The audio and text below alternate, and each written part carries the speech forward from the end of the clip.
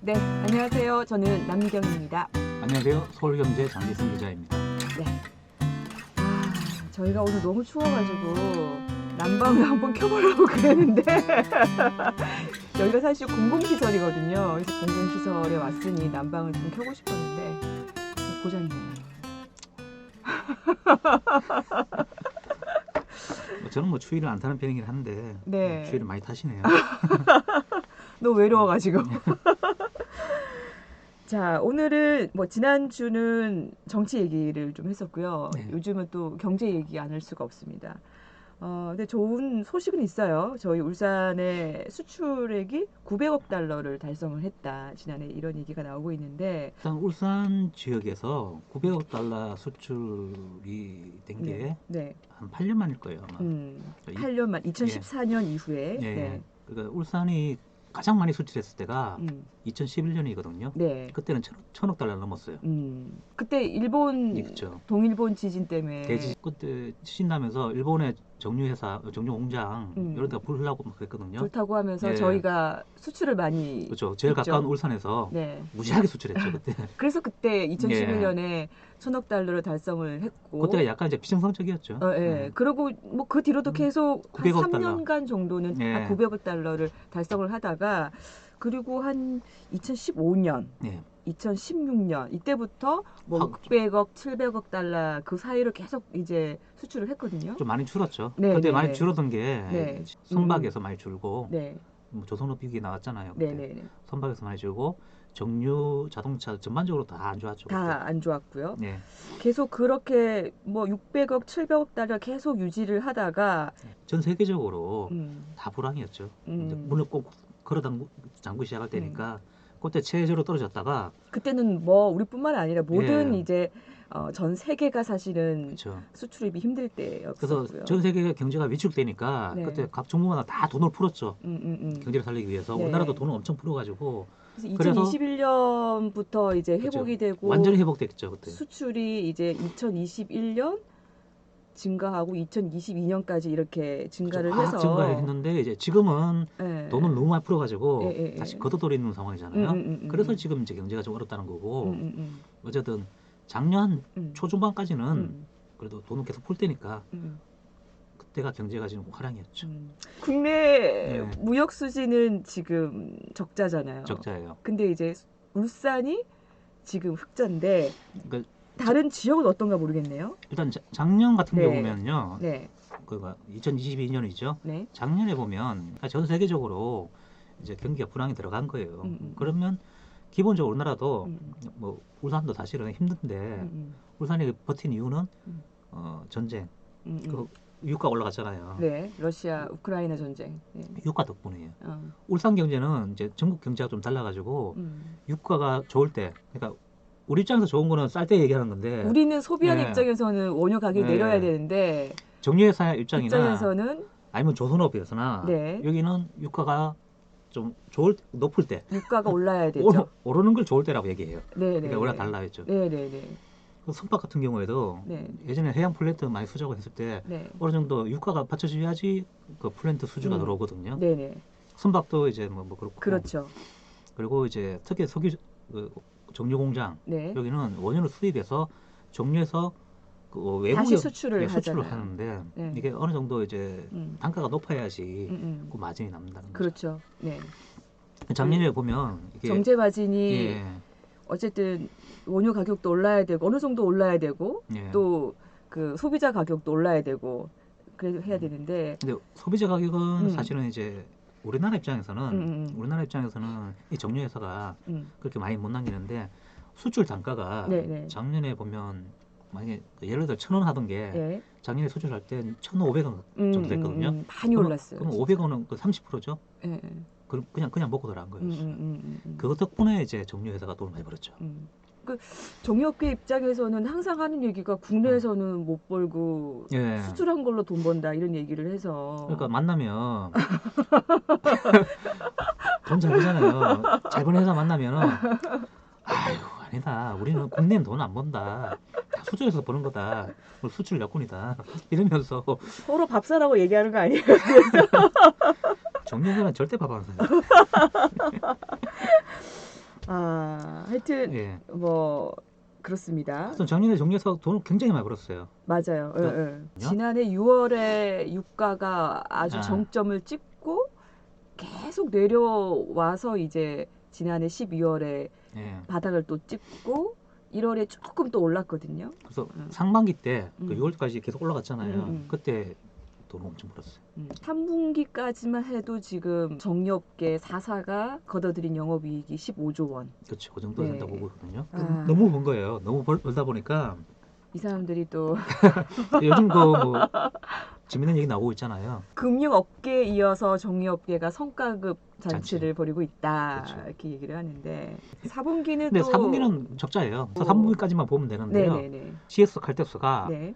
4조 309억 원 3분기까지 영업이익이 네, 영업이익이 예, 그렇습니다. 돈 번 게 4조 넘게 벌었다는 거고 네. 현대오일뱅크가 2조 7천억 많이 벌었네요. 많이 벌었죠. 네. 그리고 SK이노베이션이 네. 4조 6,822억 그러니까 제일 많이 벌었어요. GS 칼텍스하고 K가 SK 이노베이션이 비슷하네요. 4조 넘게 벌었고요. S오일이 3조 5천억 정도. 3조 5천억. 예. 그러니까 많이 벌었네. 우리 뭐 그냥 쉽게 조 얘기하는데 이제 돈 벌었으니까 이제 연말 지났고 성과급 나누자 얘기를 했는데 부럽죠. 예. 근데 너무 많이 보니까 이게 예. 이제 눈치비더라고요. 이제 말 나오기 시작하는 게 예. 이제 횡재세라고 말 나오잖아요. 예. 이게 이제 미국 석유 회사들도 엄청나게 벌었거든요. 네네. 그런데도 이제 거기는 다 그냥 가져가거든요. 그럼 뭐 이야기해봤자 우리 가져갈 거야 하면서 가져가는 건데 우리나라는 사실은 이 정치권 눈치도 보이고 그렇죠. 국민들도 배 아파하잖아요. 그 성과급이 예. GS 칼텍스가 기본 연봉의 50%. 연봉의 50%. 예. 그다음에 1년 연봉의 50% 준다는 얘기. 그러면 현대오일뱅크는 기본급의 1000%란 1000%. 말이에요. 이것도 사실 뭐 어마어마한데 어휴, 이걸 지금 이분들 다 차 한 대씩 그냥. 뭐 이분들도 원래 연봉이 많아요. 원래 많은데 원래 많은데. 성과급까지 이거 지금. 그러니까 이분들은 차를 사도 고급차를 사요. 근데 지금 SK 이노베이션하고 S오일은 지금 그 성과급이 나오고 있진 않거든요. 지금 얘기를 못 하고 있죠. 결정이 안 된 거는 아니고. 얘기를 못 하고 있는 것 같아요. 어느 정도 내부적으로는 네. 뭐 어느 정도 뭐 얘기 나왔겠죠, 노사간에. 근데 지금 뭐 이런 게 너무 눈치 보이는 상황이니까 네. 말을 좀 아끼는 것 같아요. 그 국민들 입장에서는 정유업계가 해외에서 벌도 국내에서 버는 건 사실 중요치 않고 그렇죠. 우리 힘든데 너희 너무한다 지금 뭐 이런 얘기를 하고 있는 건데 정치권에서는 또 뭐 이때다 싶어가지고 서민들 생각하는 척은 하더라고요.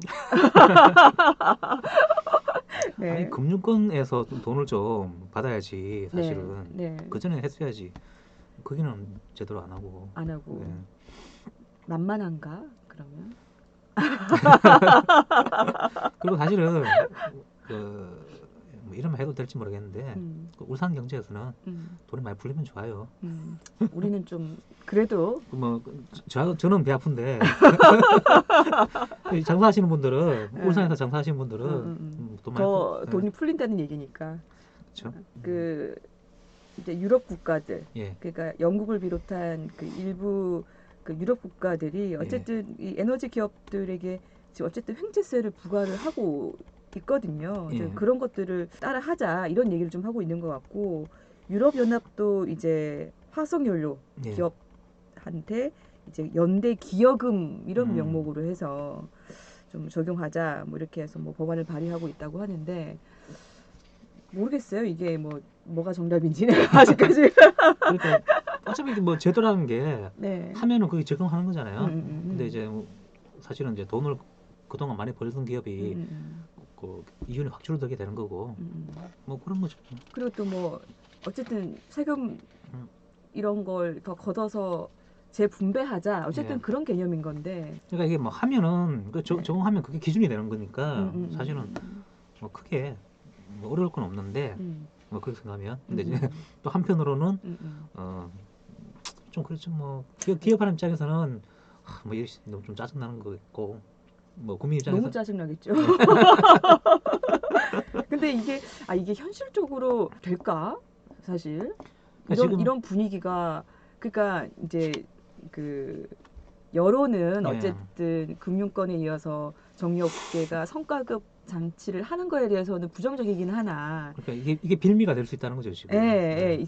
근데 횡재세를 이거를 도입을 하겠다라는 이런 구체적이고 현실적인 이런 부분에 있어서는 잘 모르겠어요 아직은. 저는 횡재세 도입이 하려면 일단 네. 은행 거부터 먼저 해야 된다 아, 생각해요. 금융권부터 먼저 해야 거기는 된다. 이자 장사잖아요. 음, 이자를 음. 장사하는 게 음, 뭐 국민이나 기업이나 여기를 상대로 하는 거잖아요.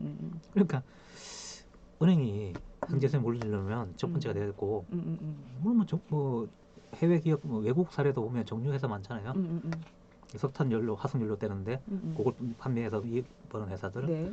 이것도 뭐 한다는 것에 대해서 뭐 굳이 뭐 거부감을 가질 필요는 없는데 어쨌든 뭐 지역 봤을 때는 이게 도움이 되나 안 되나 모르겠네요. 어떤 국민 입장에서는 네. 뭐 기업하고 사실 뭐 네. 이런 식으로 나눠가지고 이러면은 좋죠. 근데 이게 지금 민주당 입장에서는 이제 하자는 거잖아요. 그렇죠. 근데 국민의힘은 이건 좀 그렇다. 예. 이게 정치 색깔 같은 거예요. 그러니까 제가 뭐가 옳다라고 하면은 저도 정치 색깔 드러나는 것 같고. 그때 이걸 또 예. 모르겠어요. 이게 약간 또 생각하기 나름이기 때문에 이런 문제는 어떤 게 옳다 그르다 쉽게 결정하기가 참 어려운 부분도 있고 또 정치권에서도 사실 옳다 그르다의 문제보다 그렇죠. 당의 색깔로 얘기하는 부분도 있어서 하여튼 뭐 그렇습니다. 네, 네. 이런 문제는 또 저희가 굳이 답을 안 내도 또 저희가 뭐 어떤 게 옳다고 한들 그거 할 겁니까? 알겠습니다. 오늘 여기까지 하도록 하겠습니다. 고맙습니다. 네, 감사합니다.